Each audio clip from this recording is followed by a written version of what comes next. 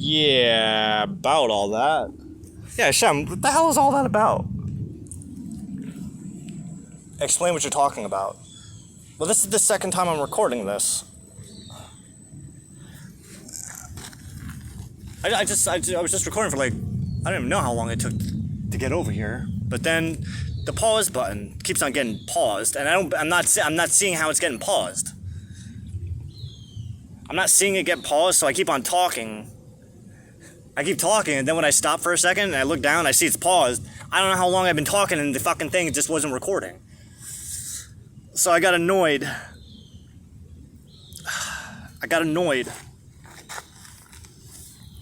During this last recording, and I decided to delete it.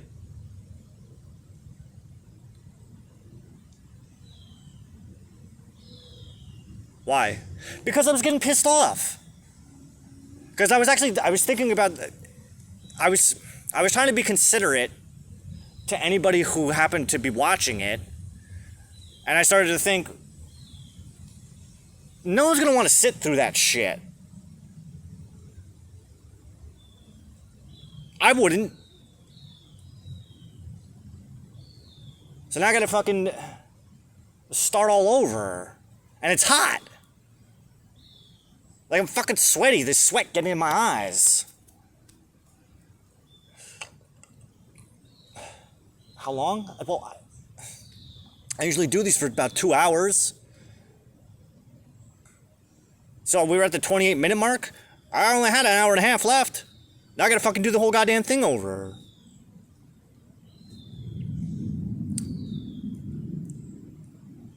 Well, try to take it into consideration that those first 28 minutes weren't worthy. They weren't like masterclass. I can see that. I know it did. You know what? It did start off like. It did start off in a place where I was just like, ugh, this again. But that's actually a good sign. How do you figure? Well, think of it like this, right? If you're talking about something over and over and over and over and over and over and over and over again, and eventually you're just getting to a point, it's like, fuck, I'm talking about this again. There's probably a good reason why you're talking about it. You just haven't figured out. You're getting to the root. So instead of thinking of it as in talking in circles and just coming back to the same thing over and over again, have a little bit more patience with yourself or the other person that's doing it, and recognize that like every rotation is one level higher than the one before it. So think of it like climbing a mountain by walking around it. It looks like you're going in circles from a top-down view. If you're looking from like the top down, it looks like you're just going in circles. But just kind of shift your perspective a little bit. You see that you're looping up. It's not circular speaking. It's not circular logic. It's spiral logic? Spherical?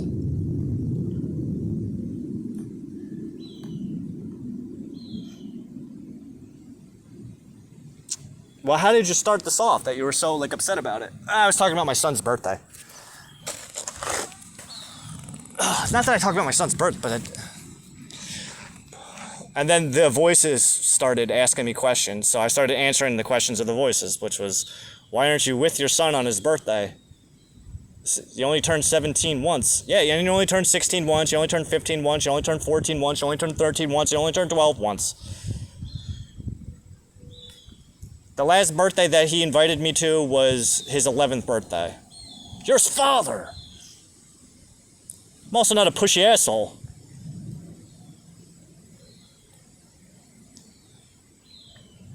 You don't want to hang out with me. I know how to take a clue. I know how to get the hint.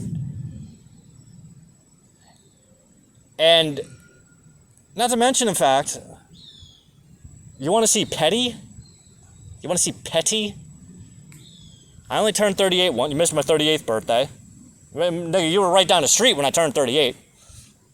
You hung out with your friends instead of hanging out with me on my 38th birthday, which was the first birthday that I spent without your mother in 12 years, which is upsetting, but you know what? I went and had a good ass time. I fucking killed it that day. That was one of my best birthdays ever. I only turned 39 once. You missed that one. Only turned 40 once. Oh, you missed my 40. That's a biggie, too. 41, 42, 43. Oh, I'm not expecting a call. I don't expect a happy birthday message. What, I got one happy birthday message in the past 6 years? This is your child you're talking. Blow it out your ass. Blow it out your ass. Don't tell me how to raise a child. He deserves more respect than I do? Fuck that. Respect begets respect. That's how it works. Ain't nothing petty about that. And you know what? It's better that he learns that lesson from me than he learns it from some asshole when he's fucking older. Like everybody else. You placate your kids. You placate your kids. Oh, just let them win. Just let them win. Go fuck yourself.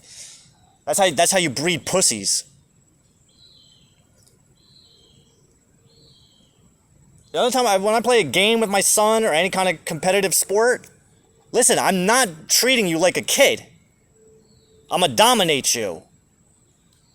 And you're gonna get bent out of shape and pissed off, but you know what? Good. You need to learn that you would need to work for victory. It doesn't get handed to you.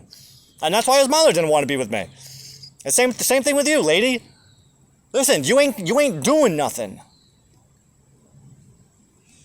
All you bring to the table is a drug addiction. I ain't got time for it. Bye-bye. Bring that shit back to your mommy. Your mommy and your daddy are the one that fucked you up. Now your mommy and your daddy get to fucking deal with it. I've been dealing with this shit for 7 fucking years. Mind you, we were married for 9 years. We were together for 12 years. 7 of those years were fucking... I was dealing with not only just my need to drink, thank you Hashem, but I gotta deal with her addiction, which is now costing me money to pay for her drugs. And I don't even know that she's doing the drugs. Fuck that shit. You know, Adam, the first sin, I'm a believer that the first sin, I'm a different kind of Jew. The first sin was when Adam blamed his wife and he didn't take full responsibility. When God said, Adam, what the fuck? I told you, don't eat that. What are you doing? Well, her, right there. She brought it to me. She gave it to me. And then monkey see, monkey do. Monkey girl over here. What the fuck? Why did you eat the fruit? Oh, it wasn't me. It was the snake. It was the serpent. Getting the fucking story. Everyone's selling everybody out. That's how it works. That shit still goes on today. Motherfuckers are selling motherfuckers out left and right. People love selling each other out. People get off on that shit. Well, me. It was that motherfucker over there.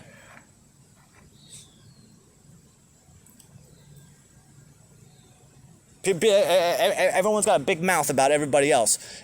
You better start repenting. Nigga, you better start repenting. How about that?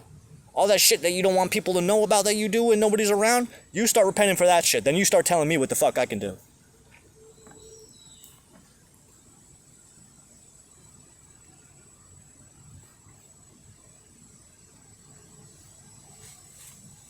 And you want to worship Jesus, the Jew, as a fucking God? Well, you know, you can worship me as a God, too. How about that?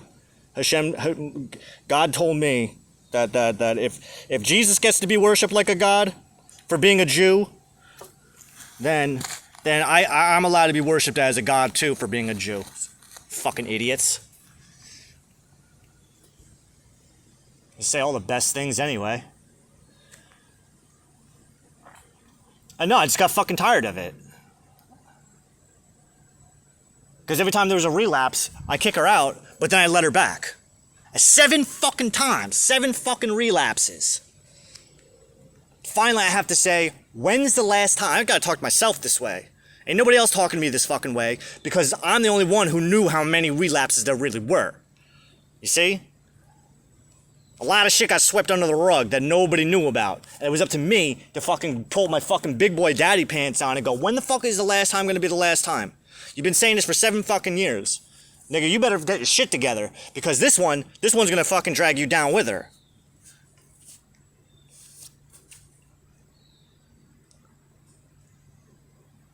Send her back to mommy and daddy. And that's what happened. She went back home to mommy and daddy. And she took the boy with her too. She took the boy with her. Now my plan wasn't for that wasn't part of my plan. My plan was to hold on to the boy. But at the same time, I'm glad. Why? Because I didn't realize at the time, I didn't fully comprehend at the time how much I needed to reparent myself. Ow. Ow. That shouldn't hurt. God, this is sweaty. Fuck. Thank you, Hashem. Well, I had to reparent my inner child. I didn't grow up with a father. My father was fucking off doing his own thing. I don't know what my father was doing. We never really talked about it.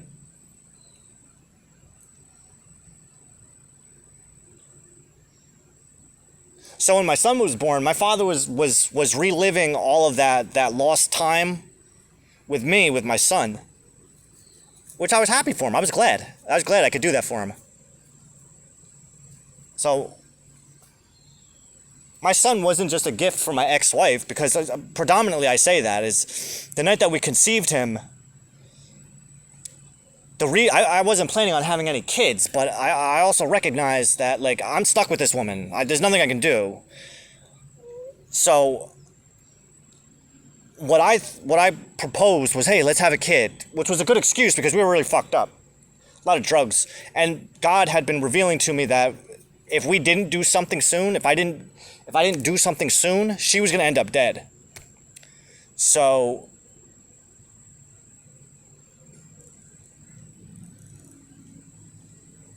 that's when, hey, let's have a kid. Plus, it seemed, in my mind, the way I remember seeing it is, one, I saw the vision of her dying within a year from an overdose. And then two, I recognized that based on the way I want to live my life, based on the way I'm going to live my life, based on the way I'm living my life, I cannot be who you need me to be. I can't be that person for you. But I'm gonna imbue my magical sperm with some intention that who comes out of here is gonna be the man that you need more than anybody else. So the boy was made with intention. I wanted a daughter, yeah, but I recognized why I needed a son. Because I needed a son to be the man for my wife that I could not be. Which was someone who would love her the way that she needed to be loved by a man. I would hope, without the sexual part, but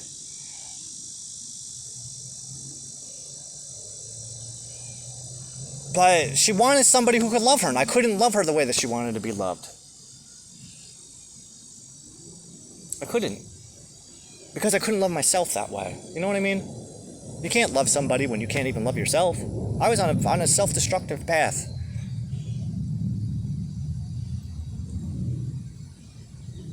So it's not that the boy was made from a toxic situation. Absolutely not. The boy was part of the solution to a toxic situation.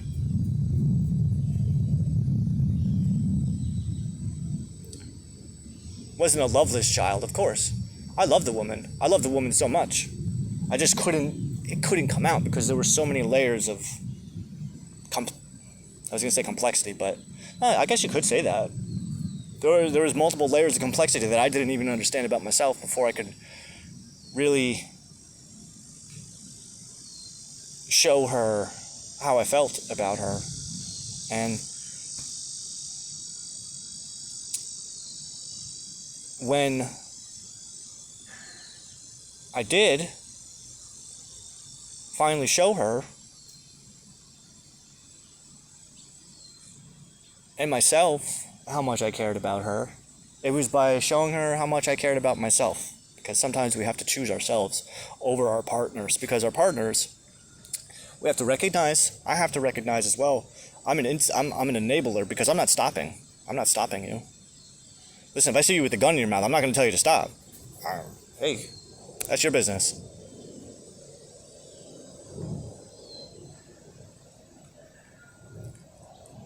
But maybe that's not what you need.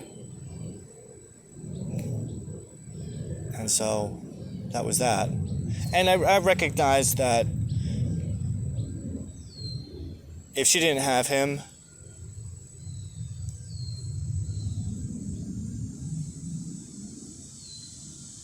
I don't believe that she would have made it. I think she would have become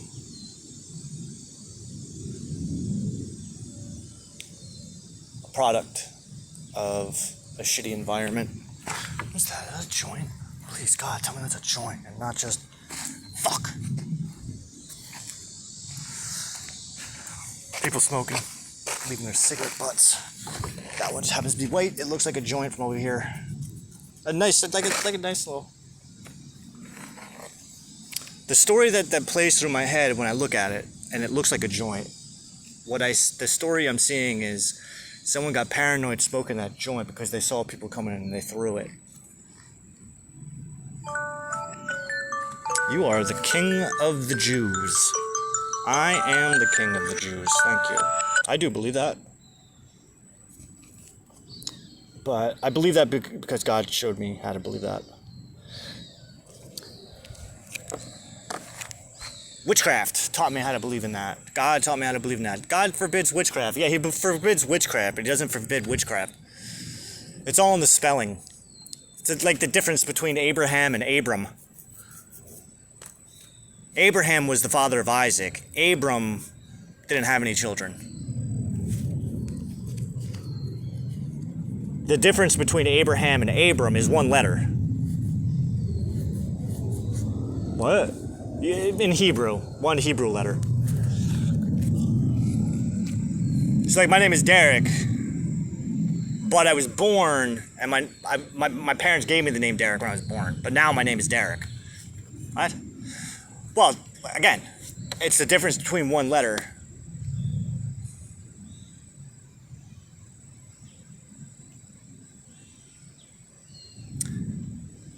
The traditional way of spelling Derek is D-E-R-E-K, which is how I was born, but my Hebrew name is Derek. D-E-R-E-K-H. That's how you pronounce. That's how you would pronounce. You pronounce it the same way, but, well, technically it would be Dalet, Resh, Kaf. Final Kaf. Which looks like a C8, has more of a C8 sound, like Derek. Derek.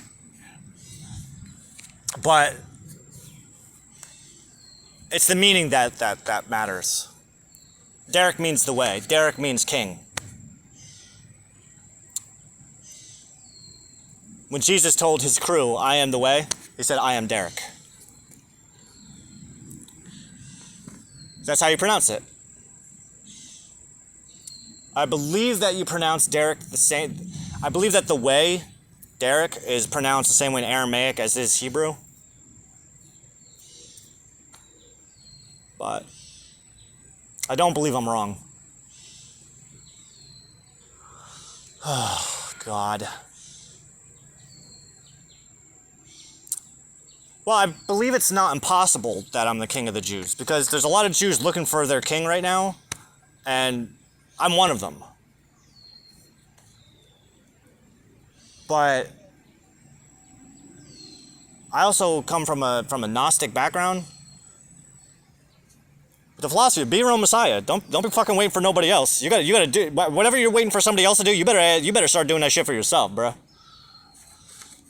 Why am I okay not being with my son on his 11th through 17th birthday? Aside from being petty, it's because I'm working on a future where I don't have to worry about that anymore. Because considering where my life was 6 years ago and where it's at right now and where it's headed, like, no regrets. I don't mind. Like, not everybody's on the same path, you know?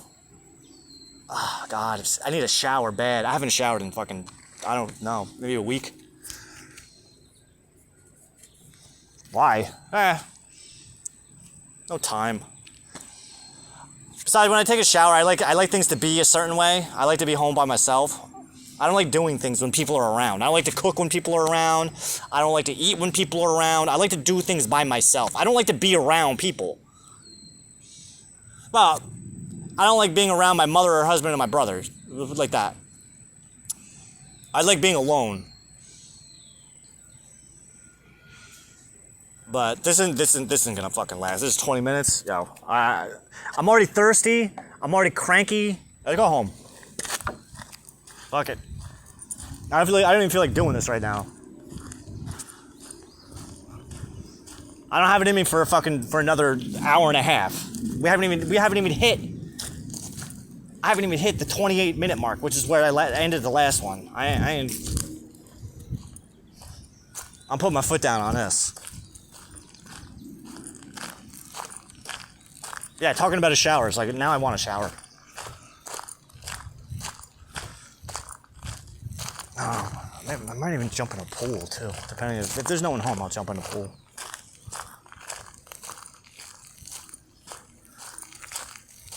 I don't like using the pool when anyone's there. And I just like to jump in, maybe do like a lap or two, and then get the fuck out. Like I said, the conditions have to be right for me to do certain things. And I love the idea. I like the idea of jumping in a pool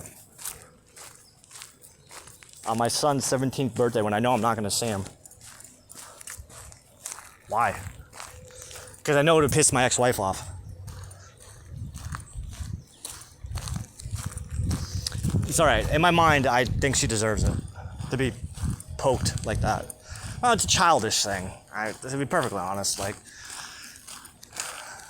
on both ends.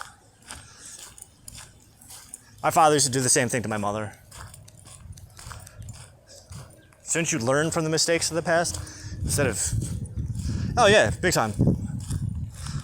But there's really nothing else I could do. I'm not allowing those people to disrespect me anymore. I'm not allowing her to disrespect me. I'm not allowing that kid to disrespect me either. I put my foot down last year. Hey, listen, they've been separated for 6 years. Just because I haven't seen them in 6 years doesn't mean I haven't been trying for 6 years. Those are two different things, you know?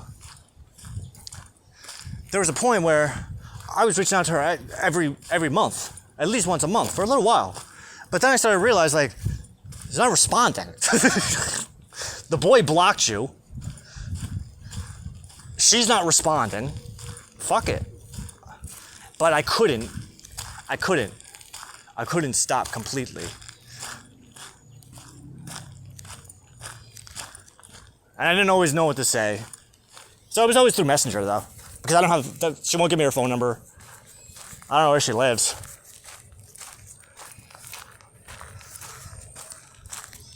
I mean, we have talked a couple times via Messenger. But it never anything... What's the right word?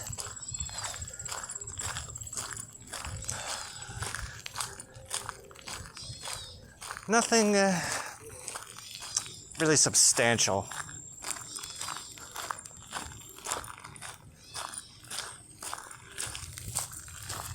That's how it happens. A lot of it, I believe, is meant to be insulting. Well, that's how I usually feel, because it's like,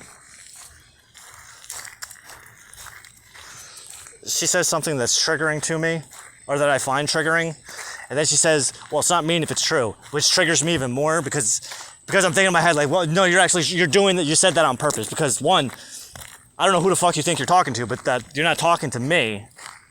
You're talking to some other guy. Like, that's what I'm trying to say. Like, I don't live in that place anymore.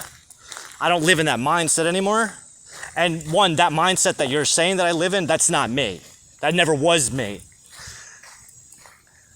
What you're doing is you're telling me who I am. Meanwhile, you don't have no fucking clue who the fuck I am, little girl. So yeah, you are trying to piss me off. You are trying to be mean. And you're doing a really fucking good job at it.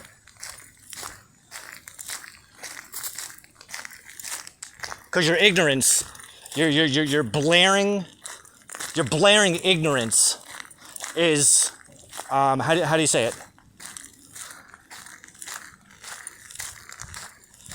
Is in the spotlight. Now you just look like an asshole. And because here's the thing. Here's the thing. 6 years, you're telling me that for 6 years we couldn't figure out a way to co-parent? And this is nothing personal. You're telling me that once you started getting boyfriends, oh, I knew you had boyfriends. The boy told me you had boyfriends. You had boyfriends before within weeks, within days. Days after you were gone, the boy's telling me, I think mom's cheating on you. Yes, I know. So does the whole fucking neighborhood.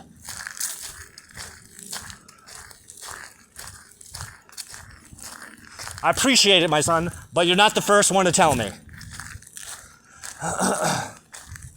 Oh shit, it was like that? Oh hell fucking yeah, it was like that. And I'm sure from her perspective, she had good reason.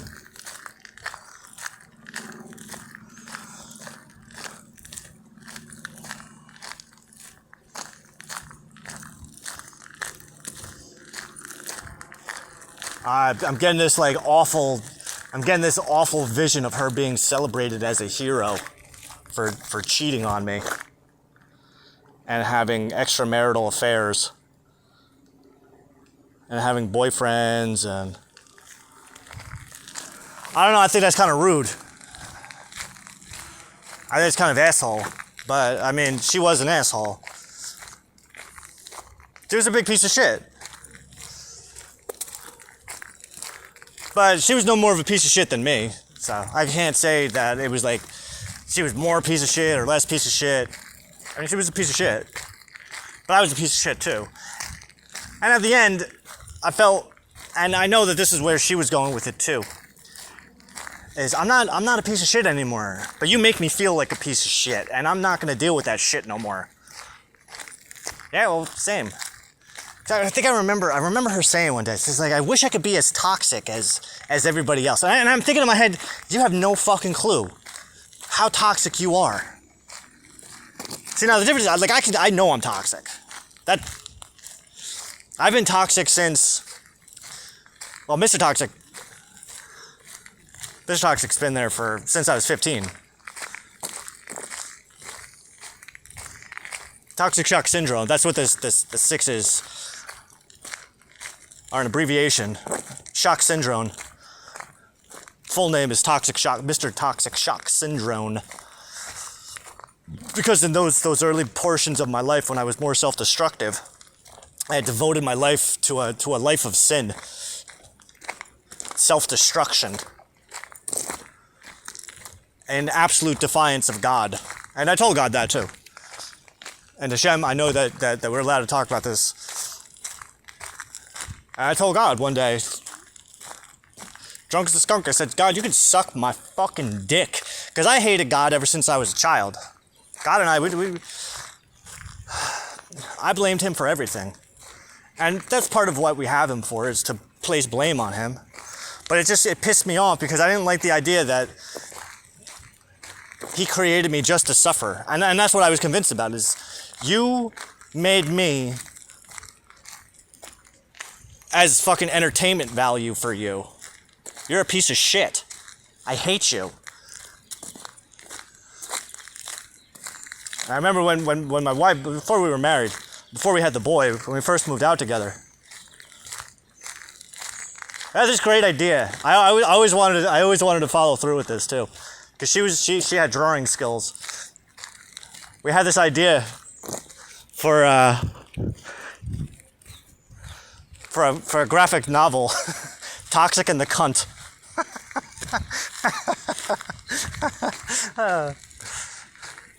Because we had the best stories.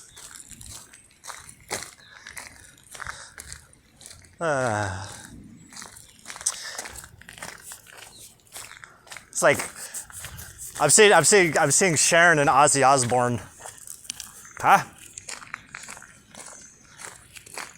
Oh. No, for a time it was more like Sid and Nancy. Did she say Kurt and Courtney? That's how she saw it. Her mother called us Sid and Nancy. Oh, she was the perfect woman for me. Especially back then. It was so annoying. And I know it annoyed people too. I could hear all the people that we know, ugh, they're so perfect for each other. It's disgusting. The two pieces of shit. The two biggest pieces of shit walking on the planet. So try to imagine that Rick Sanchez found a female Rick Sanchez. Our son was like Morty.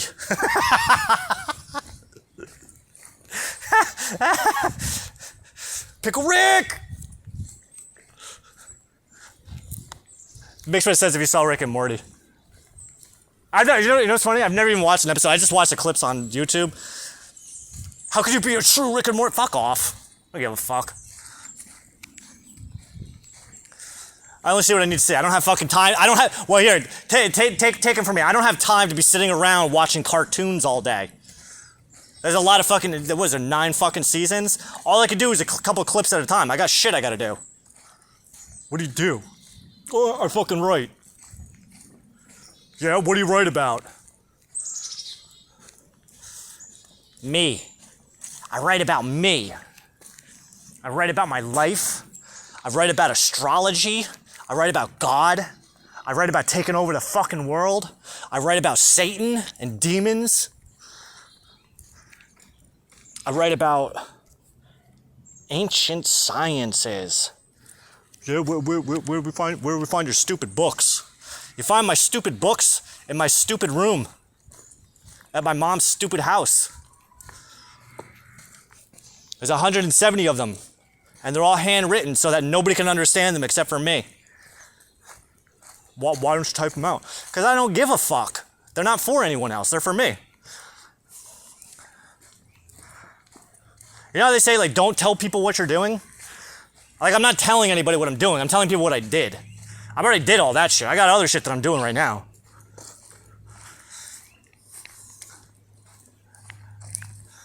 See, because I'm not the type of person. I can't just settle for like a shitty job. Like most people in my family, they just got a shitty job. They're waiting for like to hit the lottery or I don't know what they're waiting for.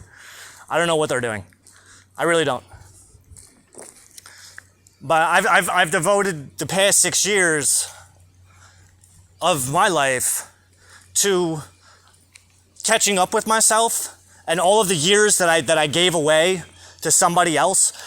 And I'm not just talking about my ex-wife, but I had a realization that I came to a long time ago. And it took me many years to finally get into it. And it was to start stepping into that power. And what that was, it was probably about 7 or 8 years into my career in the graphic industry, which is what I did for 12 years of my life. Large format printing.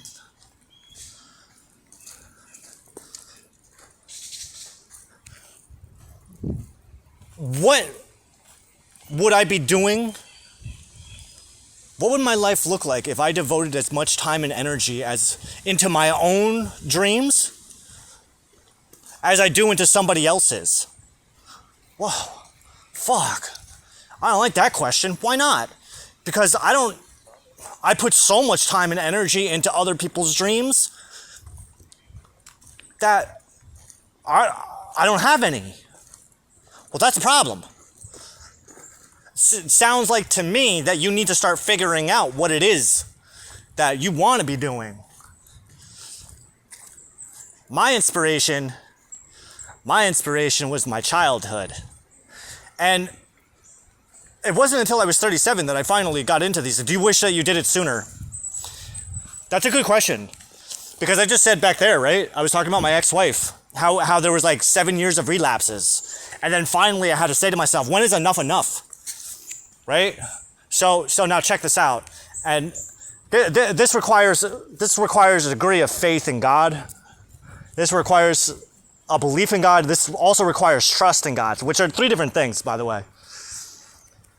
Faith evolves into belief, and belief evolves into trust. And trust is, when you have trust, then it's just like, all right, I ain't got nothing to worry about then. How do you develop trust? How the fuck do you develop trust with God if God's not there? If God's just in your head? Well, first you have to have faith that God's just not in your head. That's the first step. Have faith that you're in God's head. It's actually the other way around. Well, it's both ways at the same time, but we gotta crawl before we can walk. You feel me? And you gotta walk before you can run. So the first step is to have faith that God just isn't just in your head. The God that's in your head is an aspect, is one piece. That's one piece of the puzzle, but there's more to it than just that. The way I look at it is, there's the God within, who's a reflection of the God without. I say without, outside of yourself. The God inside of yourself, the lowercase g God, and then outside of yourself is the uppercase hyphenated God. G dash D, that God. Inside it's G-O-D, lowercase G-O-D. Outside it is capital G dash D. Have some fucking respect for the name.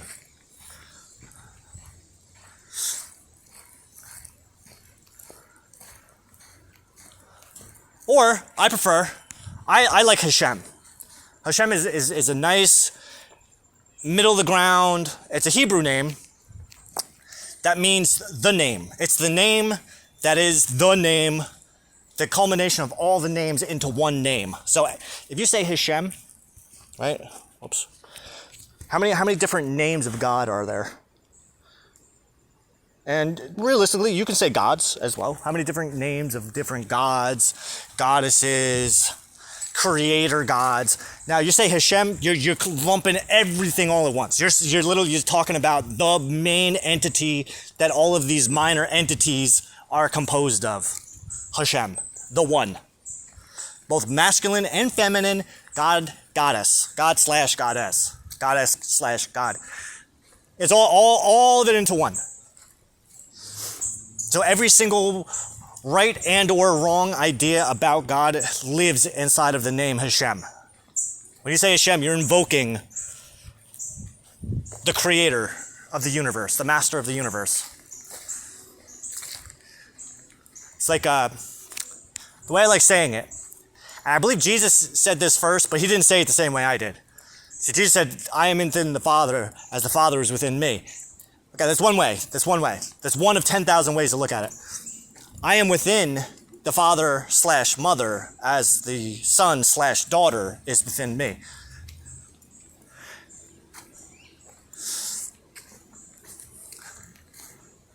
Because we are the child of God. But then again, I don't know. Can we do that? Like I am within the father slash mother as the mother slash father is within me? Yeah, we can do that. Hashem? Is that allowed? But where's the son and daughter coming? Because that actually makes more sense. That makes so much more sense.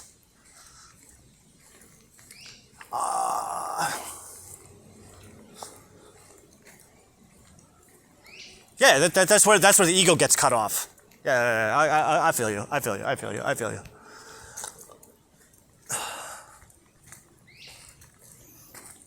So, do you wish that you had done any of these things sooner? Like, do you wish that you had that realization sooner, or better question, do you wish that you had acted on that realization sooner? That what if I put as much time and energy into my own work as I am putting into my job. So, no. Everything worked out exactly the way that it needed to. And the reason I know that, the reason I can say that with such authority is because of the fact that I can look backwards on my life, even on the most embarrassing that I can think of. I'm not saying that I can think of everything. I'm sure there are people that remember aspects of my past that I don't want to remember, but that's a good thing. Because if I don't want to remember it, then that means I have to remember it. So I have to be prepared for the fact that people are one day going to try to throw things in my face. And I need to be okay with it. I need to be proud of it. I need to own that shit. Yeah, you fucking bet your ass I did that. My son's 17th birthday, you bet your ass I wasn't there. You bet your ass I haven't seen that kid since he was just 11 years old. Go me. Hell yeah. That's one way out of 10,000 ways of looking at it. Another way of looking at it is that fucking bitch whore. When I fucking get my hands on her, she's gonna be fucking sorry. Now, another way of looking at it is, she's lucky I didn't go to fucking court. Another way of looking at it is, I'm really lucky I didn't go to court. Another way of looking at it is, had he and or she been in my life for these past 6 years, I would not have been able to accomplish as much as I have. So that's why I don't mope around pissing off all day. And instead, I'm constantly doing both internal and external inquiry to improve not just on myself, but on the world around me as well. And even improving on aspects of myself and the world around me that I haven't even encountered yet, as in preparing for things yet to come. So what you have to understand is, something I've come to learn is, my best days are disguised as my worst days. I know this because my best days, which as we have established are my worst days, are preparing me for the awesome shit that I'm doing tomorrow. Maybe not literally tomorrow as in 24 hours from right this second, but tomorrow as in the world to come. A good example of this using the Bible would be the story of Joseph, who was backstabbed by his brothers, his shiesty, shady brothers, who beat the shit out of him, threw him into a dark pit when he was only a child, when he was only about 16 years old, I think, right? It might have been 16, 17, about my son's age. Got their shit kicked out of him, thrown into a pit, and then sold into slavery. After about a year or so as a slave, his master's wife tried to come on to him, tried to have sex with him, but because he wouldn't, he was a virgin dove. Because he was pure as snow, he wasn't having it. No, I'm not doing that. And because he would not take her advances, she accused him of trying to rape her. And she told her husband, he was not a nobody in terms of the Egyptian hierarchy. He was no pharaoh, but he wasn't not no one. He wasn't no one.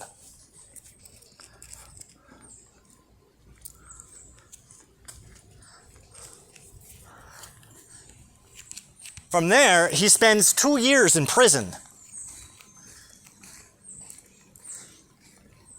While in prison, Joseph had a gift for reading dreams. While in prison, he met a man who would, 2 years later, inform Pharaoh about his gift. He could read dreams. He could interpret dreams. If you told him his dreams, he could give you what it's trying to tell you. He could tell you the meaning of it. Now, there's not many open-minded people enough that'll grasp that. They'll go, that's all bullshit. That's only bullshit to people who can't do it. Because people don't like the idea that somebody else can do something that they can't, so they have to say that it's bullshit. Or they had an experience that didn't work out the way that they wanted it to. They weren't told what they wanted to be told. So they take that insecurity out on the collective of people who can do those type of things. And there are people that can do it. I'm one of them. I read my own dreams. And that's the thing that set Joseph apart from all the other interpreters. Because one, it's not him doing the interpretation. It's God telling him. And he said this to Pharaoh. Once Pharaoh finally released him from prison, he said, "You're here to interpret my dream." And Joseph said, no. He corrected him. He said, "No, not me. God." Because Joseph knew that the power didn't come from him. Now, that's the difference between Joseph and a diviner, someone who practices astrology. This is what's forbidden in the Bible, just to get a little clarity on that. Because the Bible prohibits the practice of witchcraft and astrology and magic. The power doesn't come from you, the power comes from God. Magic that ends with a C is not magic that ends with a K. They're two different types of magic. Jew magic comes from God. The power comes from God. Fortune tellers and soothsayers, they take credit for the powers, or they give the power to spirits. They don't give the power to God. And that's the most important part, because as long as you recognize that it's God that's doing the real work, I'm just a channel. I'm just a guy who says the things. And that's what Joseph was telling God. But here's the point, is that after all those years of getting his ass whooped, getting thrown into jail, being a slave, Pharaoh made him the ruler of all of Egypt under Pharaoh. Pharaoh just got to sit back at this point. God was rewarding Pharaoh by giving him a supervisor who would run the show for him. So all he had to do was just sit back. It now freed Pharaoh up so that he could do other things. Because now with Joseph on the job, Pharaoh didn't have to worry about all the minutia, of running the kingdom, because now he's got this Hebrew slave who's a fucking genius. And is literally like the son of God. Well, the Egyptians, they saw Joseph as the son of God. I see myself as the son of God as well. But even Joseph's family saw him as the son of God. After. It took some time. Oh, it took some time, but they saw it. They definitely saw it. They may not have wanted to, but that's called the tough shit method. My father taught me that one. You don't like it? Tough shit. This is the way. Thank you, Hashem. Thank you, Daddy.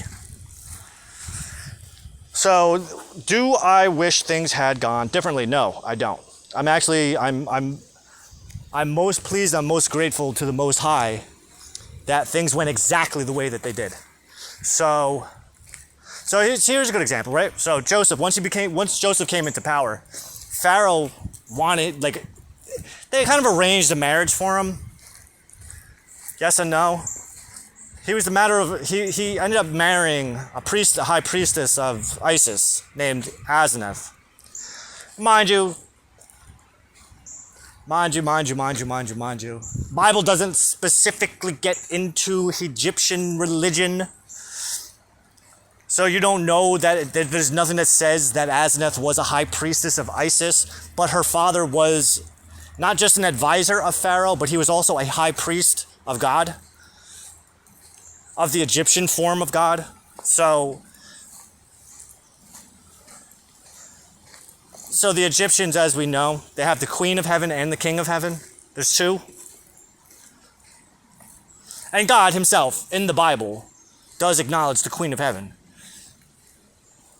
In the Bible, God declares that Jews must give offerings to him before they give offerings to her. That's in the book of Isaiah, the book of Jeremiah, and I believe the book of Ezekiel as well. Do you have exact quotes? No, I'm going to leave that up to you. I'm not going to wipe your ass for you. I've already done the work. I'm good. I'm good. But I'm also well-rounded enough. I'm not the traditional Jew where I'm stuck within the fence of the Talmud. I am allowed to explore outside of the fence as well. So I am familiar with paganism. I'm familiar with pagan gods. I recognize and observe and speak to and work with pagan gods, lowercase g gods, because I don't worship them. There's a difference. Even the pagan gods, they bow down to God. You know Odin? Fuck yeah, I know Odin. Odin was actually one of my Hebrew teachers, believe it or not.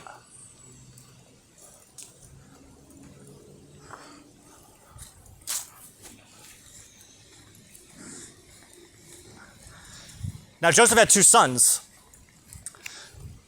Manasseh, who was the oldest, and then Ephraim, who was the youngest. The lesson to be learned from Joseph's family comes from the names of his children.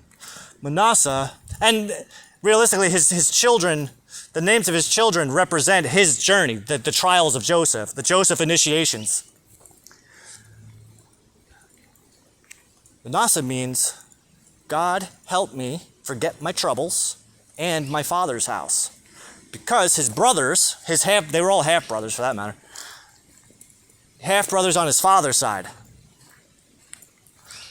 So they all had different mothers. He was the only one, well, I mean, he had little Benjamin, the other 10 brothers all came from different mothers, and they conspired against him. God help me forget my troubles. Because I've spent so much time blaming them. I want to blame them for my situation. I want to blame them for my situation, but look at what came out of it. Because if I wasn't thrown into the pit, if they didn't kick the shit out of me, then I wouldn't have been thrown into the pit. If I wasn't thrown into the pit, I would have been sold into slavery. If I wasn't sold into slavery, I wouldn't have been accused of attempted rape. If I wasn't accused of attempted rape, then I wouldn't have been thrown in jail. If I wasn't thrown in jail, then I wouldn't have interpreted the dream for Pharaoh's cupbearer. If I didn't interpret the dream for Pharaoh's cupbearer, then Pharaoh's cupbearer wouldn't have told him that there's a Hebrew slave who can interpret dreams in the prison. And if he hadn't told Pharaoh about the Hebrew slave who was rotting away in prison that can interpret dreams, then the entire world would have been turned to dust during the famine, because Joseph would not have been put in charge to prepare for said famine. You understand? It's all cause and effect.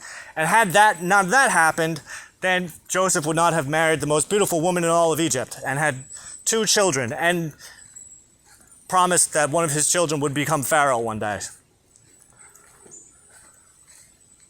So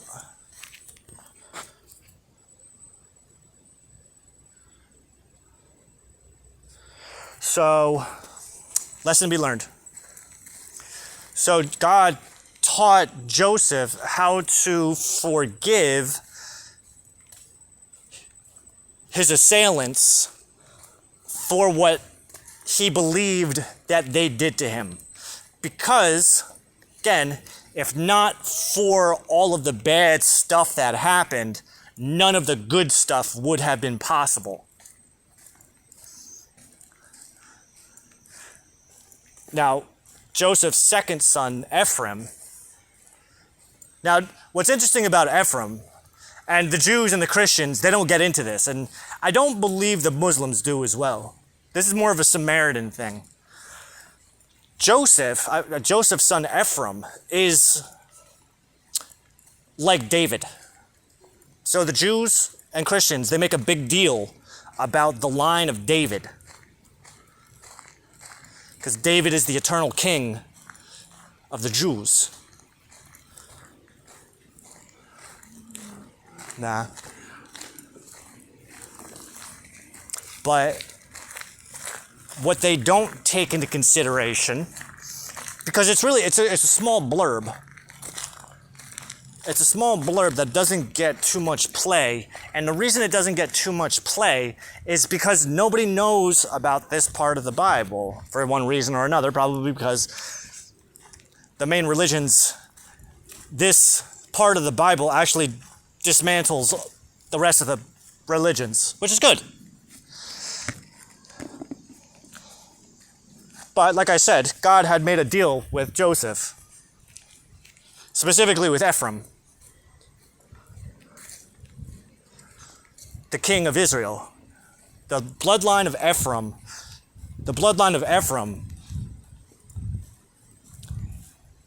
is the equivalent of the bloodline of David.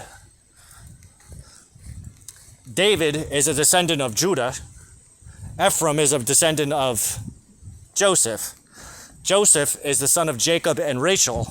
Judah is the son of Jacob and Leah. Judah is the one who sold Joseph into slavery for 20 pieces of silver.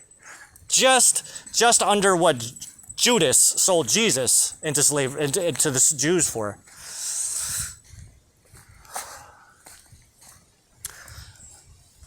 Now, Ephraim, his name means, I found my abundance, I found my inheritance, I found my abundance in the land of my bondage. Because it's in Egypt where he was put into slavery, into bondage.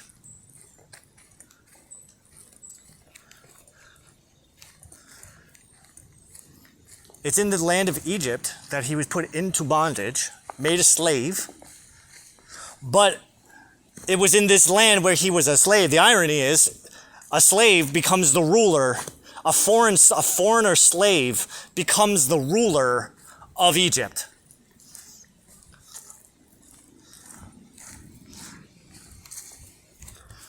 Pharaoh goes so far, after Joseph interprets his dream, Pharaoh goes so far.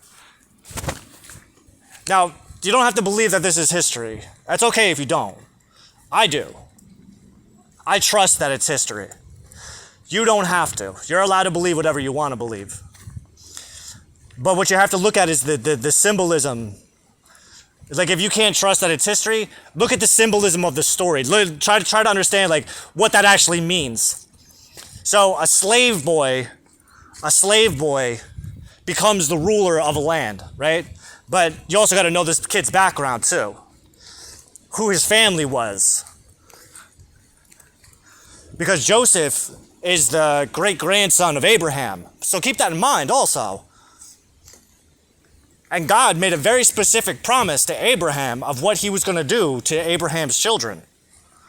And Joseph was the catalyst, was one of the catalysts for that promise that God made to come into fruition. Why did God allow the Jews to become slaves? It was payback. It was karma. Hey, you guys did it to Joseph, now you get to know what it's like.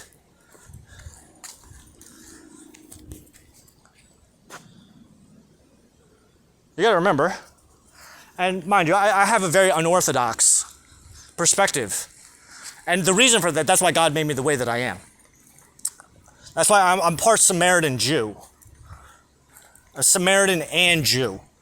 So Samaritans are pagan Jews. Even though I don't believe a Samaritan would call themselves a Jew.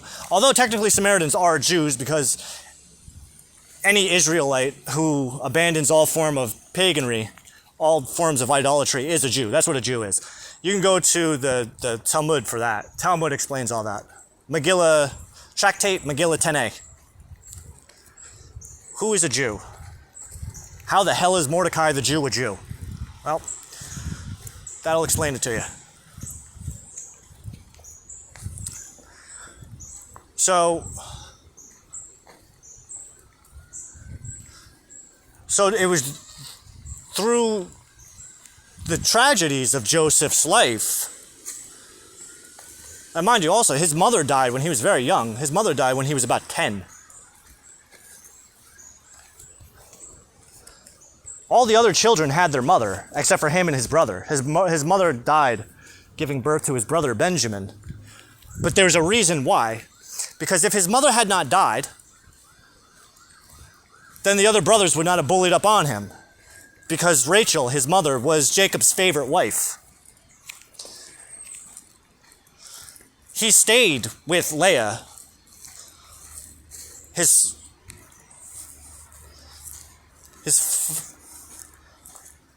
first wife by identity theft. He stayed with her because of Rachel. Because he knew how much it meant for her. It meant to her and the family itself. Now, because she was dead, because she died, that left a wound. So the boys who were jealous of Joseph and his power, there was nobody backing him up. So they conspired behind the father's back that they were going to kill Joseph and just tell him that an animal did it. And that's ultimately what they did, but they didn't kill him. They backed out at the last minute. And instead of killing him, Judah stepped in and goes, no. We have nothing to gain from that. Let's sell him, and we'll make a little coin on this deal. And everyone's like, all right, hey, fuck it. Judah's the leader.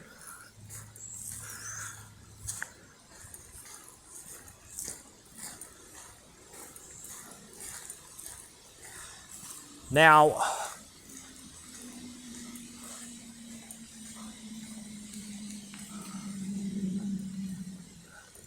what you should be seeing is how events cause and effect, the cause and effect and the cause, retrocausality and the causality, how it's all kind of interplaying right now. Mind you, don't get too crazy with it. I mean, if you can see that, if you could start picking up the pieces, if you could start recognizing aspects of your own life that relate to any of this stuff, hey, that's fine. That's fine. In the sense that how one thing leads to another, but if not for that one thing that led to that thing, then there's a whole lot of other shit that would never have happened.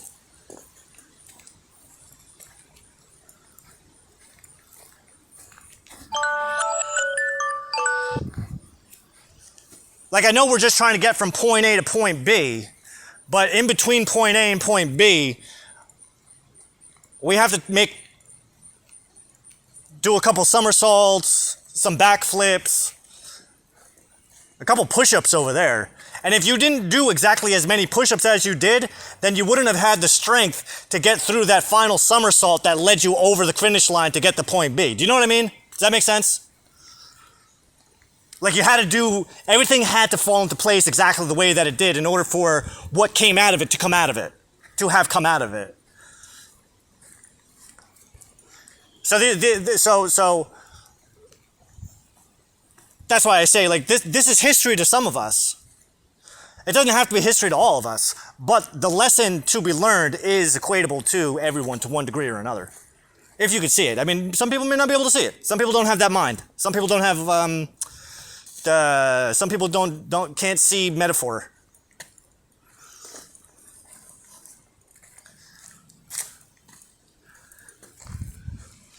Some people need a little more time to think on it. Especially if you say this is all bullshit. If you say this is all bullshit, then you're definitely the type of person that just needs a little more time with it. Yeah. Well, I say that because you need a little more time before you realize, like, fuck. God damn it. I have to swallow my pride on this one. Put my ego in check. Right? And the way to do that is go, I'm wrong. If you think this is bullshit, just go like, I'm wrong about everything I don't want to be wrong about.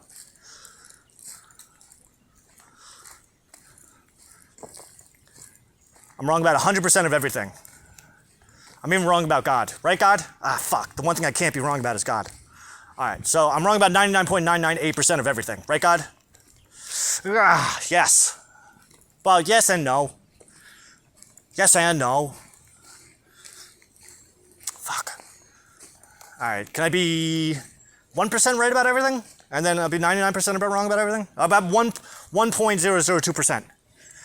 That way I'm only like, well, what is it? 99 points, or 98.98.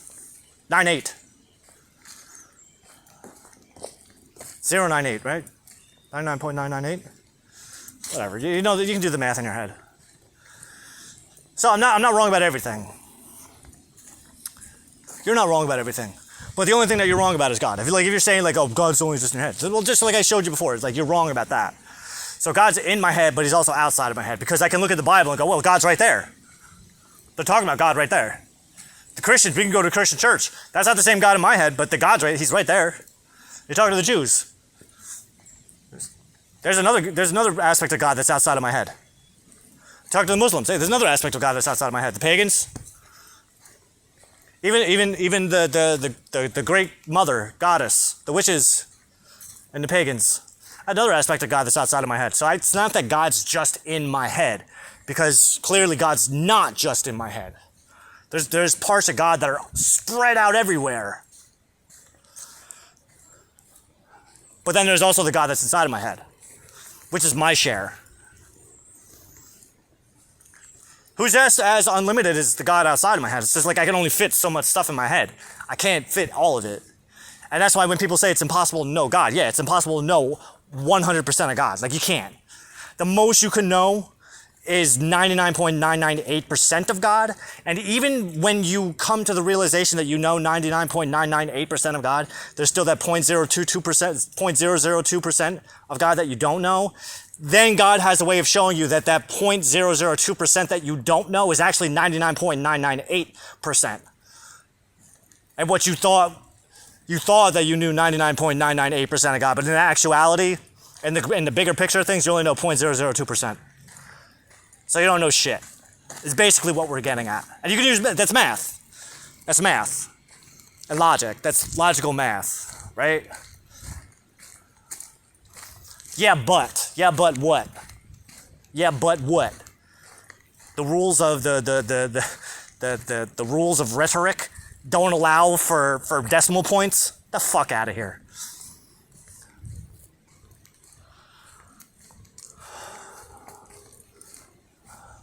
All right, so where were we? Do I wish that I had took a leap of faith sooner? No, I do not.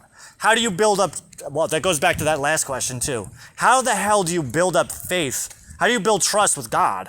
I don't understand. You take leaps of faith. That's the most important thing. You take enough leaps of faith, because try to imagine how many quote leaps of faith that you don't take.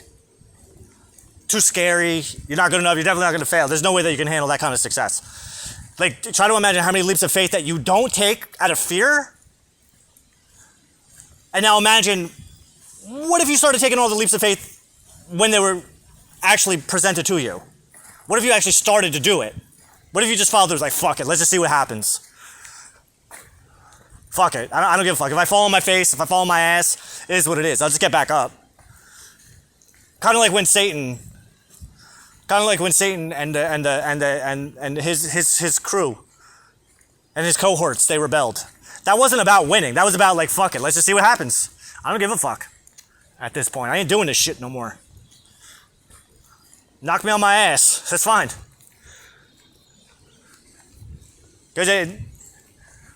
And you know what? I was just talking about this morning. Like you open up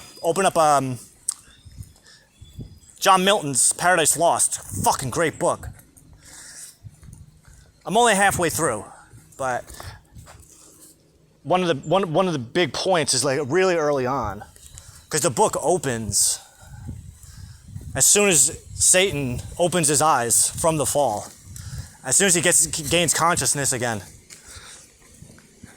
he's surrounded by all the other rebels, all the other freedom fighters. How can you be a Jew supporting Satan? Satan and God, they're partners. Read the book of Job. The whole thing. Jesus Christ. Read the whole thing. All 42 chapters of it. There's some bullshit meme that I keep seeing. When God took everything away from Job, Job kept praying. When God beat the shit out of Job, Job kept praying. Job never fucking prayed once. Job never prayed once in the entire book of Job. In the first 2 chapters, we learn that Job is a very pious man. That he has children, he has great wealth. He was a rich man. He had everything. and Satan and God, they work together because they're a team. Satan earned his freedom. That's why he can come and go as he pleases. He showed God, like, I'm not doing this. And God did not punish them. I don't give a shit. There's nowhere in the Bible that it ever says that Satan was ever punished. No, what ended up happening was God rewarded them. He rewarded them for their balls and said, "Here, you got a kingdom of your own, my son, who I love, my firstborn."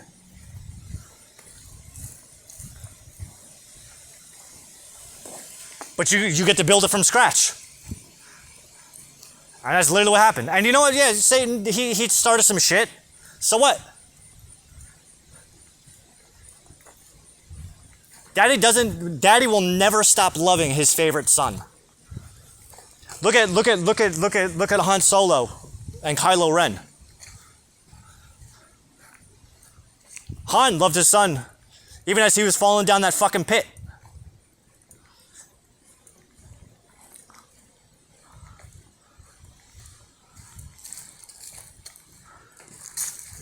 I love my little boy even though he won't spend his 17th birthday with me.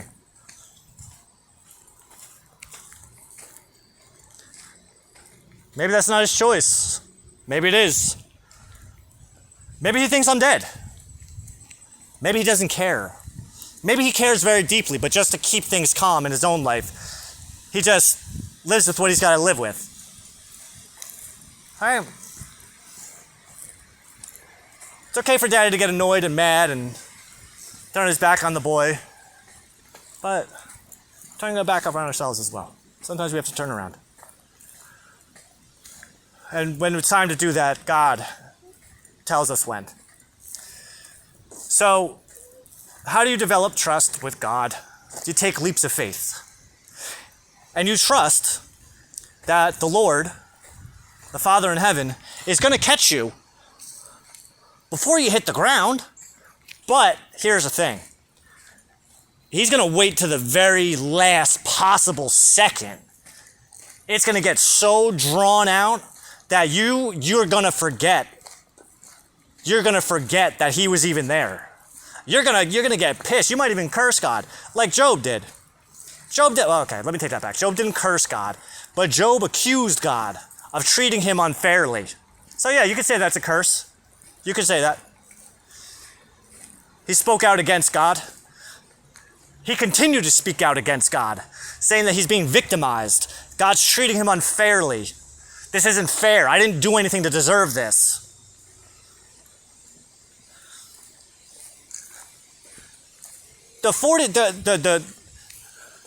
Right, by the end of chapter 2, Job has lost everything.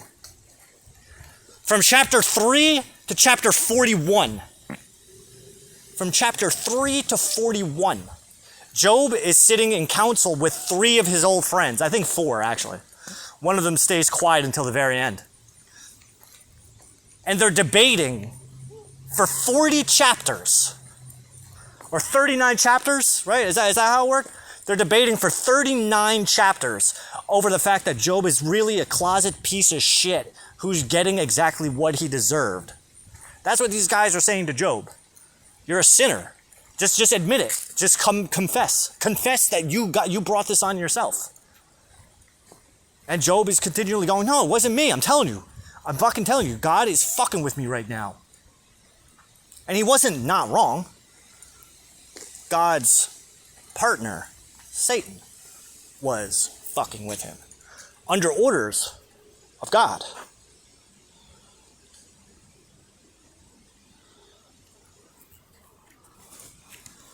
Because what we learn in the book of Job, well, in the Tanakh, it's called the adversary, right? And Satan means the adversary. So the adversary is Satan. Stop talking stupid. Stop trying to be smart. What we learn in the book of Job, which takes place after the fall, is that Satan still takes orders from God. You can fuck with him, but just don't physically hurt him. Don't Right? What does God tell Satan? You can't hurt him. You can't lay a finger on him. That's the one thing you're not allowed to do. And Satan obeys, right? Satan obeys his master. So don't, like, this whole idea of people don't know shit. Church doesn't know shit. And I'm even going to go to that a lot of Jews don't know shit either. Because there's not two Moshiachs. There's one Moshiach. There's not Ben David and there's not Ben Joseph. There is Ben David Joseph. And it's not even Ben David Joseph. It's Ben Ephraim. Ben David. All right. Ezekiel 37. One nation under one king, under one God. The Moshiach, coincidentally, like me, is a Samaritan Jew, a Jewish Samaritan. Ultra unorthodox, man-witch, Jew supreme. Sounds like a delicious sandwich, does it not? Like almost like a Reuben, but not a Reuben. Ultra unorthodox man-witch, Jew supreme. It's the man-witch thing. A lot of times, like I was in this group, I'm in this witch Facebook group, and someone asked a question once a couple of years back, like, what do you call a male witch? And some lady, she commented with a GIF of Chris Farley as like a lunch lady, like doing this like lunch lady dance, this Chris Farley dance next to a man witch sandwich. The man witch. A sandwich is just a sandwich, but a man witch, now that's a meal.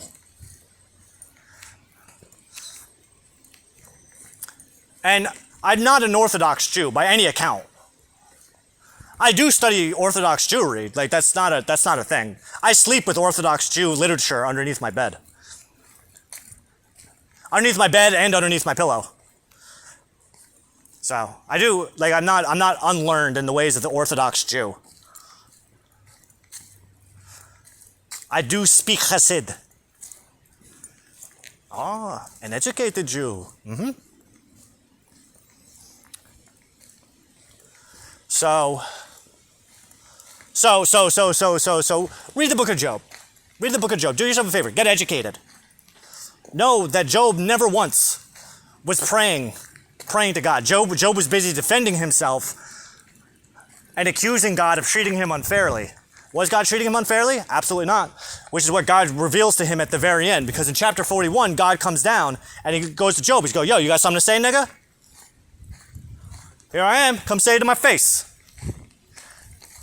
You say you say that I'm mistreating you? Were you there when I created the fucking earth? Were you there when I fucking created Leviathan? Were you there when I fucking created man?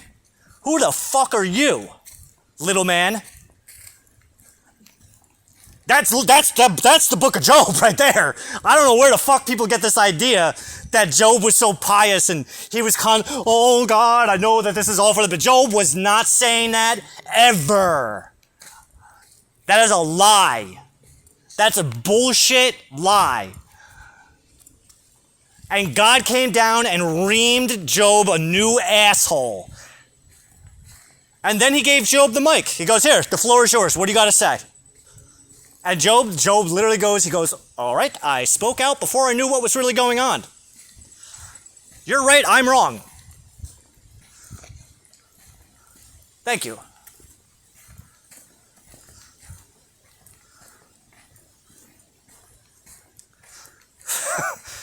Reenacting Bible stories. Reenacting Bible stories with Mr. Toxic.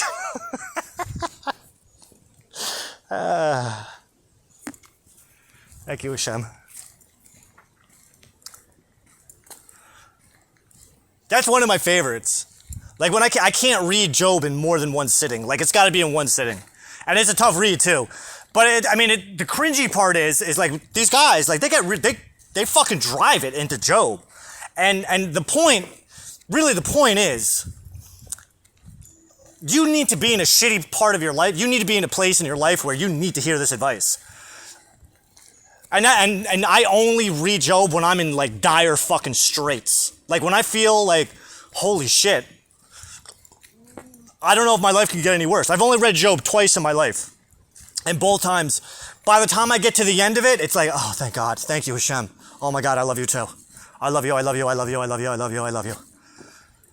Thank you, Lord, for you have acted with wrath toward me.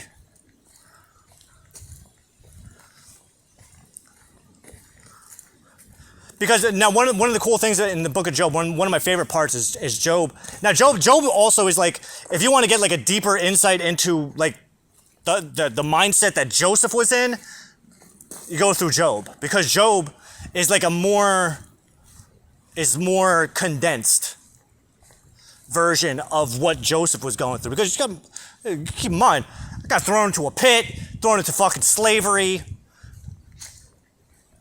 Before Joseph's old life, when he was living with his family, he was daddy's favorite. He got all the best stuff. He got the best education because Jacob knew that Joseph was destined for great things. Joseph was a prophet. Don't forget that. I mean, Jacob was a prophet. He knew that the boy was special from the very beginning. So when his son went out, when his son was lost, he also maintained faith. At the same time, his heart was broken when Joseph went missing, when the brothers told him that he was dead. Now, but there was a spare. Just like Prince Harry was the spare, just in case anything happened to Prince, the other one, his brother. That's a good book, by the way, Spare by Prince Harry.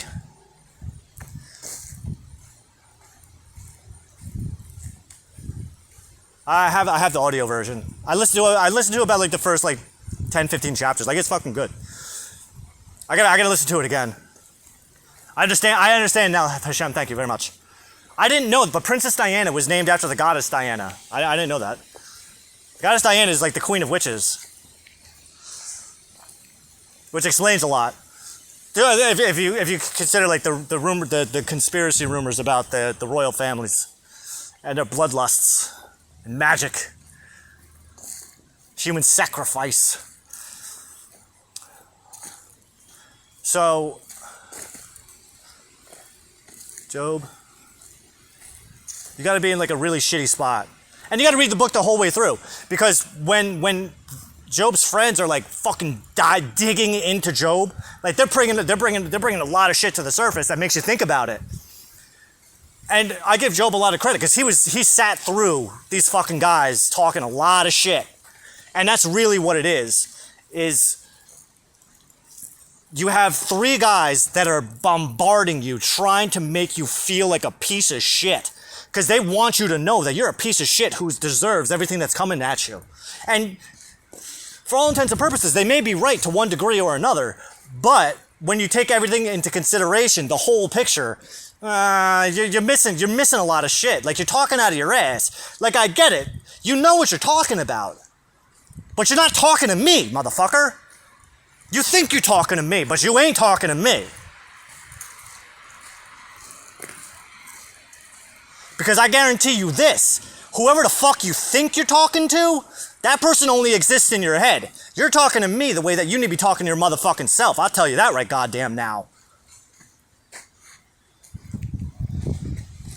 Because the person that you think you're talking to, I promise you this, that if you were talking to the person that you think you're talking to, that person would fuck you up so fucking bad.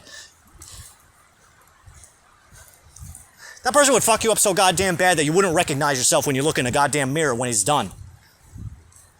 That's a promise from God. That's God speaking through me. Telling me to tell you that if you were speaking to who you fucking thought that you're thinking, that you think that you're speaking to, you wouldn't be able to recognize yourself after I was done with you.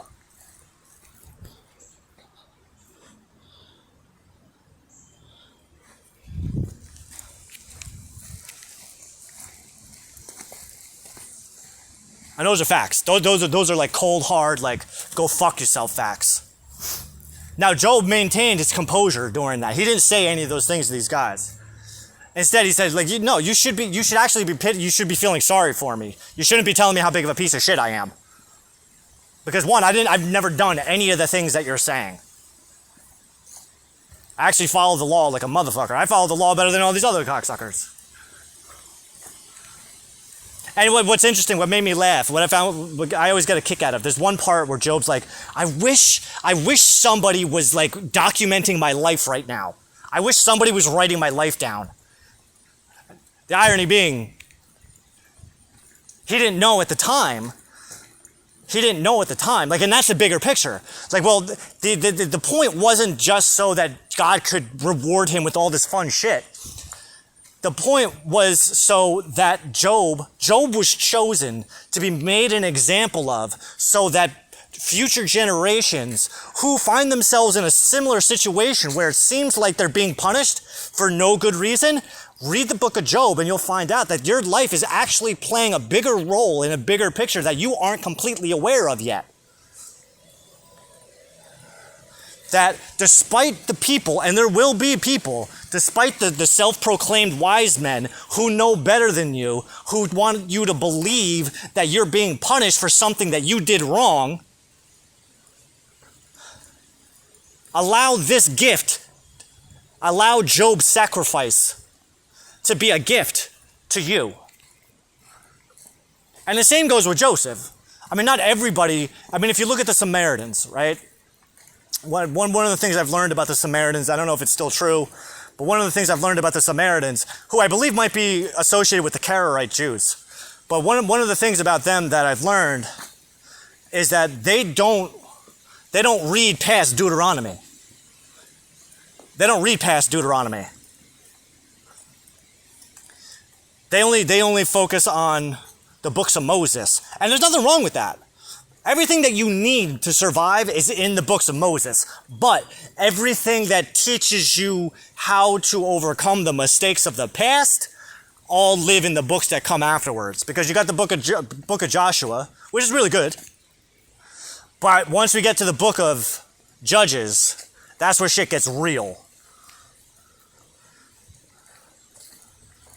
Because the book of Judges, that's some dark shit. And the Jews, the Orthodox Jews go, well, the book of Judges is when the people were ruled by such and such. No, there was nobody. Because the book of Judges opens with the same line that closes it. There was no king during this time, so everybody did whatever they wanted.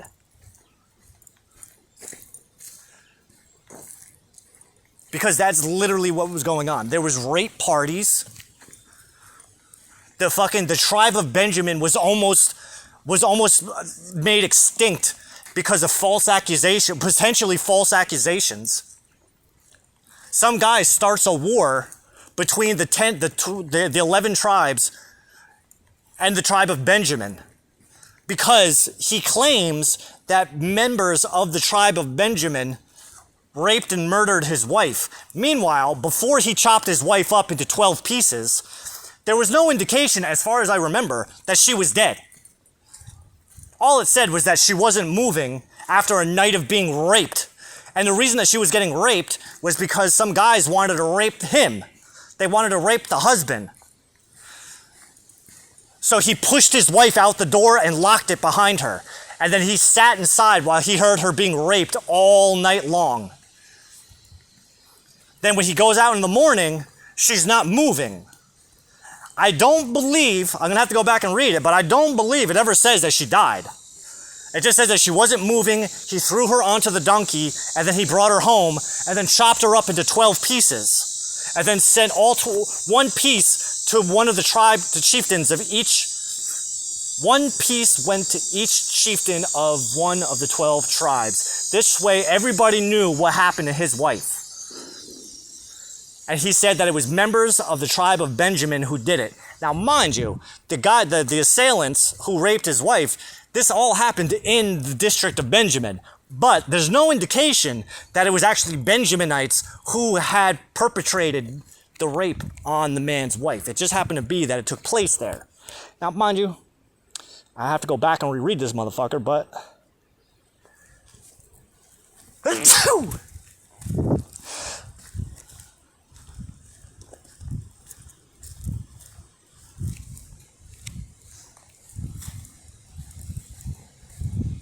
Book of Judges. There was no king in Israel at this time, so everyone did whatever he wanted to do. That's where you find Samson. Samson, who had the strength to fucking defeat 1,000 men, but wasted all of his potential on girls. The Book of Judges. The idea of the Book of Judges, because this is what I took away from the Book of Judges. This is what Hashem showed me. Is you go into the Book of Judges, and it's very easy to judge these people for what they did, what they didn't do, how they wasted their potential.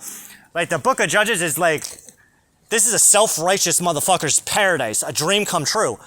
But the real magic, the real medicine of the Book of Judges is to put yourself in the position of those people and to actually empathize with what they were going through, why they did what they did, and how you have done something similar, something relatable, something equatable to what was perpetrated in the Book of Judges, which is really gross.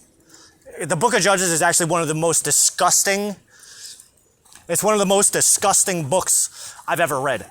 It's the Book of Judges that's allowing me to even read American Psycho right now, which is another cringe book. If you love cringe, you need the Book of Judges in your life. That'll teach you how to properly judge yourself and forgive yourself and own your shit. That's why there's a lot of value to be taken away from all of the books of the Bibles. I like to read them all in order. That's what I did. Even the prophets. Even the books of the prophets. Like, I did jump around a little bit. I jumped around a little bit, but then I started to realize, like, well, maybe it's wiser to start from the beginning and then work your way to the end. So I don't cherry pick. Like the book of Isaiah, I read through the whole fucking book of Isaiah. The book of Jeremiah, I read through the whole book of Jeremiah. Book of Ezekiel, the whole book of Ezekiel. The point is like, these guys are teaching you how to be prophet. They're teaching you how it works. This is what I experienced. This is how the Lord revealed himself to me. This is how I interpreted things.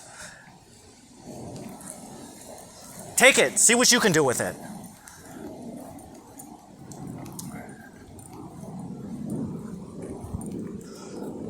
And don't be afraid to ask God for help.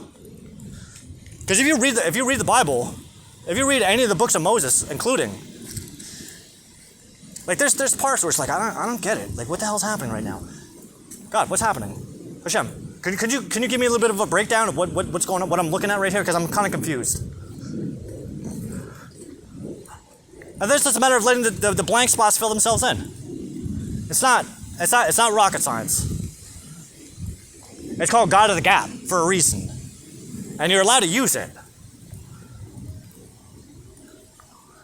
That's why, like, when it comes to understanding biblical logic, because there is logic and reason in the Bible, you have to use God of the Gap because it's a book of God.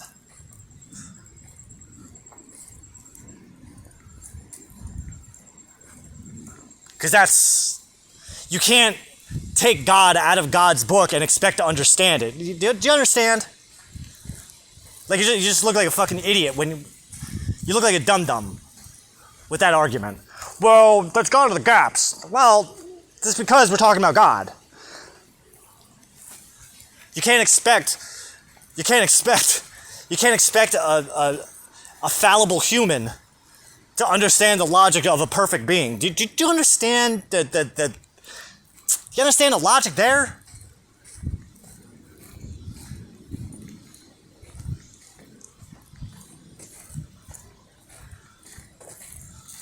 So there's no time. There's absolutely no time. There's no time when the God of the Gap argument is not valid. It is always valid. How? What? Fallacy, motherfucker. You can take that fallacy and cram it up your fucking cornhole. That's why I don't mind arguing with people like that. Well, that's a foul. That's false equivalency. Well, you can shove that false equivalency up your dick hole because I don't play by those rules. Those are your rules, not mine. You're trying to limit me. Who the fuck are you? You want to play the limiting game because you can't understand something? And that's what the thing is you're playing the limiting game on me because you don't understand. Because for you, it's not about understanding anything. It's about being right or wrong. Because if you had to put yourself in a position where you have to learn to understand something, then you would find out that you're wrong. And if you're wrong about this, then God only knows what you're hiding that you don't want to be wrong. There's something that you don't want to be wrong about. Hey, that's fine. That's fine, just be honest about it. God, I want to shower so bad. I thought you were going home to shower. I know, but then we started talking and it's like, conversation was getting like really cool. You didn't finish the thing about Joseph. I didn't? Ephraim, the bloodline of Ephraim? Yeah. Yeah, you gotta read the book of Kings. So, after Solomon died, and this is important to what's going on in Israel right now. I believe. I could be wrong. Hashem, correct me if I'm wrong. But the Jews were evicted from Israel after the death of King Solomon. And when I say the Jews, I'm talking about the Jews that come from the bloodline of David, specifically.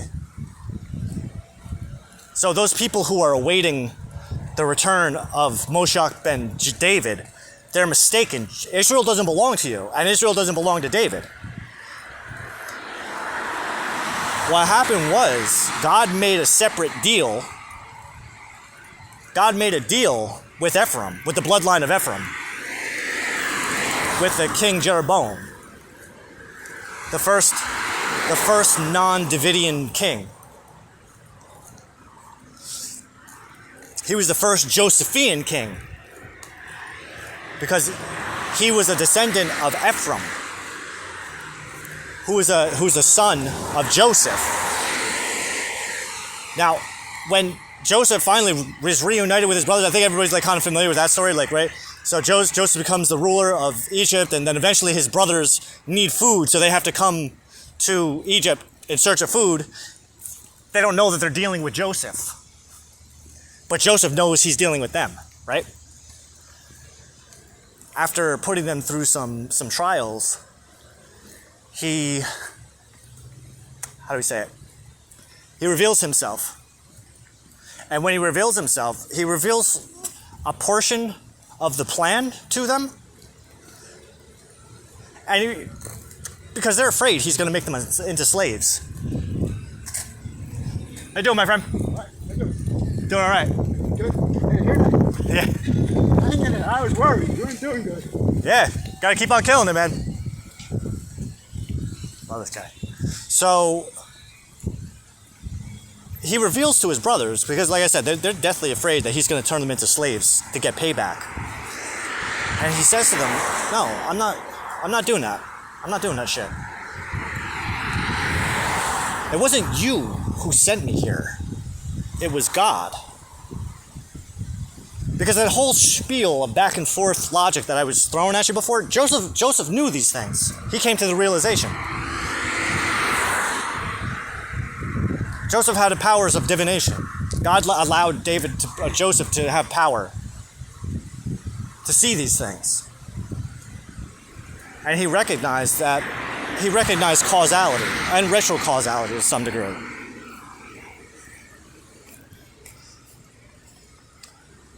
Because causality doesn't mean shit if you don't have retrocausality to back it up with.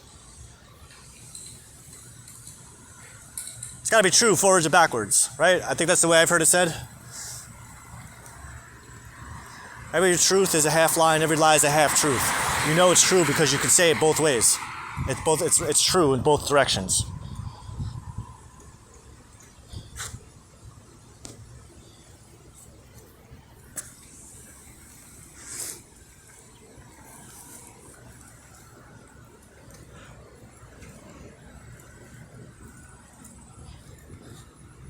40? That's not bad.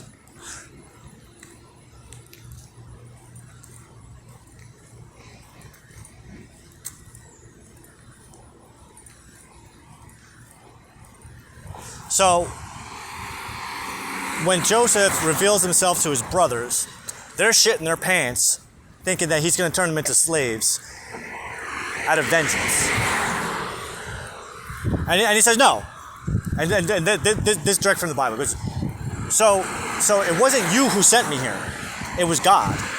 And he made me Lord. He made me father of Pharaoh and Lord over all of Egypt. So what Joseph is telling us is that God made a separate pact with him that only Joseph and God knew about, but Joseph reveals it to us. God told Joseph that for his troubles, as a reward, not only are you king of Egypt, not only are you the ruler of Egypt, not only are you the Lord of Egypt, but your son will be king. So realistically,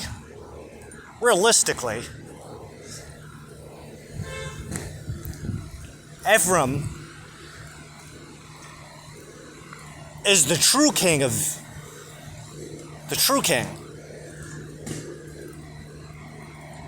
Because David isn't anointed king until after King Saul fucked up, which is generations later. So Joseph was tipped off all the way back in Egypt. Your son's going to be the king.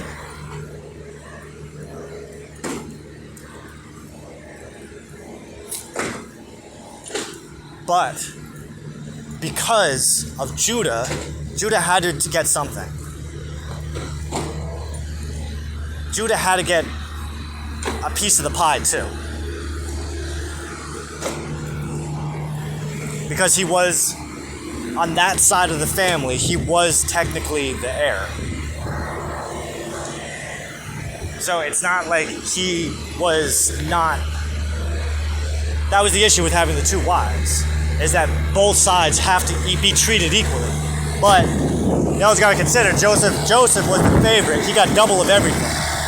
So when Jacob was handing out the inheritances, he made sure that Joseph got twice as much as everybody else. Joseph got twice as much as everybody else, and both of his sons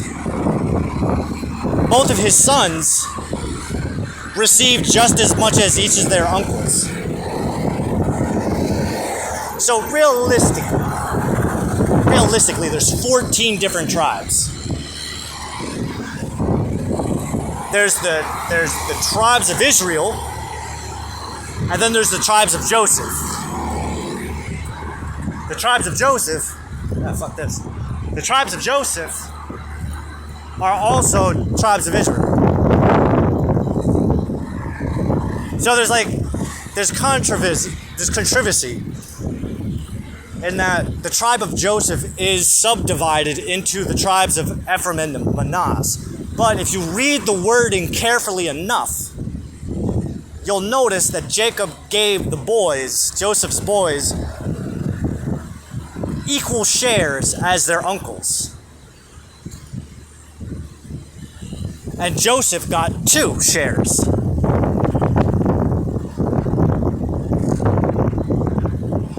Just saying. I know some of the orthodoxy. They like to massage things around and. Well, hey, 2 can play that game too.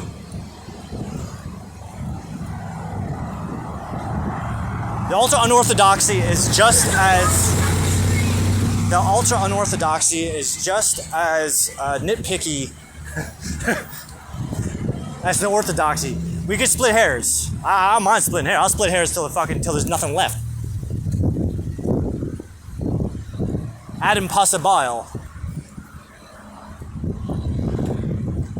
What? To prove something, ad impossibile.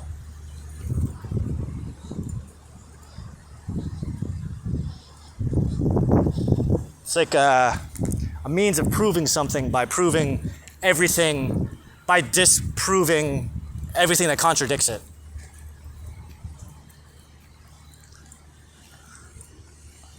Holy shit, you figured it out. Okay, right. Say that again. Oh, you have no idea. I've been trying to figure this out for maybe a month or two. So, to prove something ad impossibile, I'm sounding it out. That may not be how you pronounce it properly, but that's how I'm pronouncing it. How it's spelled.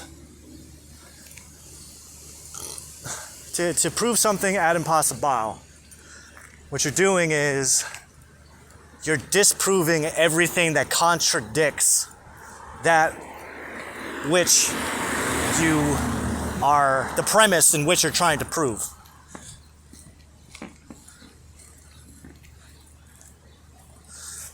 That's not to say that God didn't love David. Again, we gotta go to Ezekiel 37, where God tells Ezekiel that the king is of both bloodlines.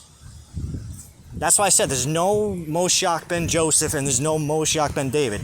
It's Moshiach ben Ephraim David. It's 2 in 1.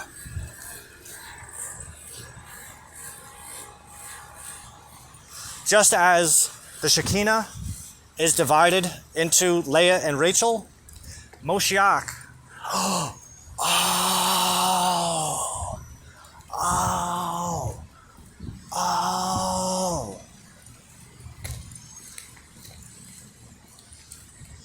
Okay.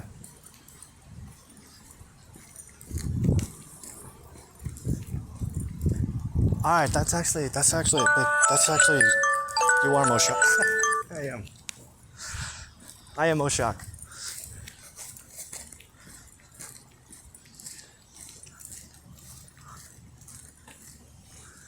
I am Moshiach, and so are you.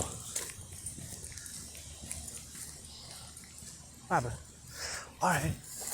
Well, how you doing, man? I was actually just oh man, I forget Rabbi's name. Alahoya, Alayuhu. I don't want to butcher this man's name. But we were just learning about. I don't remember the name of the book either. Rachel or Leah, the two halves of the Shekinah.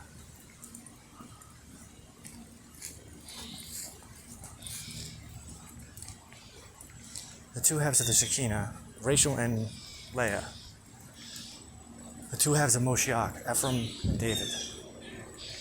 Not Joseph, Ephraim.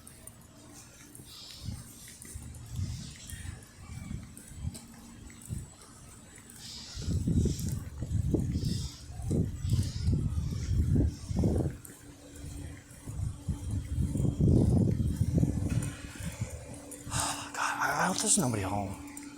Why? Because I want to take a shower.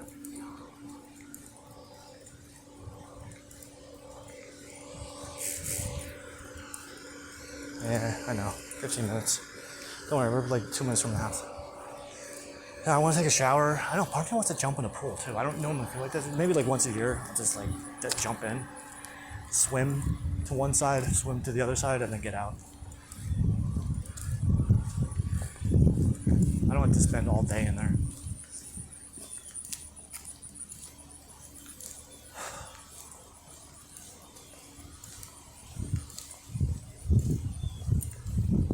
And then go in the shower.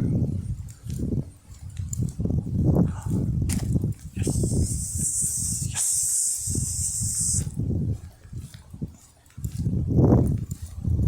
Okay. I'll make this quick. When I get home.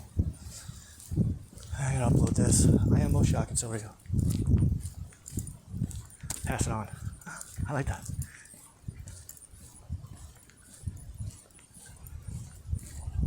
That's like a good name. I like that name. It's very empowering.